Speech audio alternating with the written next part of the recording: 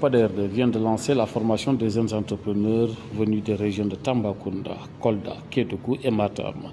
Cette activité s'inscrit dans le cadre de la fabrication de matériel agricole post-récolte, entre autres des semoirs, super éco, des égreneuses et des décortiqueuses à riz. Le PADER compte réduire significativement le seuil de pauvreté de ces populations issues de ces zones d'intervention à travers des incorporations dans des chaînes de valeur. Écoutons Bachir Koli, chef d'antenne du PADER. L'objectif de la formation était de permettre à des jeunes entrepreneurs, des jeunes artisans, de pouvoir être outillés techniquement, mais aussi intellectuellement pour la confection de matériel agricole.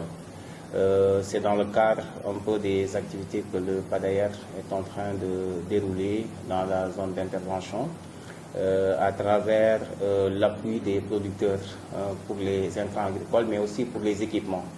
Alors, le PADER a décidé, au lieu de vraiment commander du matériel ailleurs, vraiment de faire en sorte que la commande puisse être en tout cas prise en charge par les jeunes qui sont en train de s'activer dans le domaine de l'artisanat. Et donc c'est dans ce sens-là que des jeunes ont été sélectionnés sur un lot de demandes extrêmement important dans en tout cas les 3 régions, dans les 4 régions en tout cas de la zone d'intervention, pour bénéficier d'une formation qui leur permettra de pouvoir confectionner en tout cas des équipements agricoles au bénéfice des producteurs. Les 4 zones, il s'agit d'abord de Kédougou, ensuite de Tambacounda et de Matam et de Kolda. Donc c'est des jeunes de ces différentes régions qui ont été en tout cas amenés au niveau du lycée technique. C'est des jeunes artisans qui sont déjà dans en tout cas le travail qu'ils sont en train de faire et qui sont venus dans la formation pour être professionnalisés. Donc le PADER va les former à travers parce que déjà ils font le travail. Donc on va en tout cas davantage les former, les professionnaliser, ensuite les soutenir en équipement pour que le travail puisse avoir un impact beaucoup plus important dans le cadre de la production des équipements agricoles. Le PADER a pris toutes les dispositions nécessaires pour assurer un suivi et un encadrement auprès de ces jeunes artisans chargés désormais de démultiplier cette formation dans leurs localités respectives. Écoutons Moussa Doukouré, le proviseur du lycée technique industriel minier Mamba Girassi de Kédougou. Je commencerai par remercier saluer le partenariat entre le lycée technique et PADER, qui a débuté depuis très longtemps, PADER 1 jusqu'à PADER 2. Et l'objectif d'aujourd'hui, c'est le lancement officiel de la formation de 6 maîtres artisans, suite à une première phase qui a consacré la formation d'une dizaine de personnes. Et maintenant, nous entamons la formation de 6 personnes, de 6 maîtres artisans, qui nous viennent des chambres de métiers de Kolda, de Kédougou, de Matam et de Tambacounda. Et ces 6 maîtres artisans vont passer 20 jours à la production, au renforcement de capacités et surtout dans la production et la fabrication de machines agricoles. Et cette production de machines agricoles va leur permettre aux paysans d'améliorer leur culture. C'est ça l'objectif.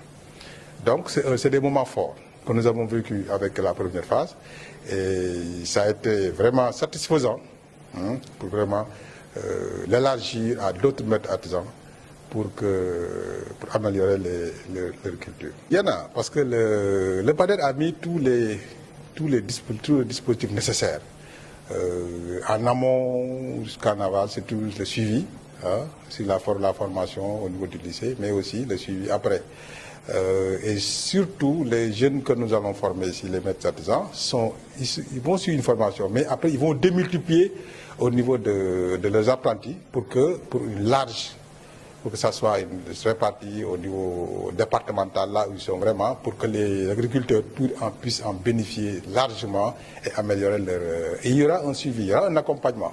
Et ce suivi est assuré par le PADER.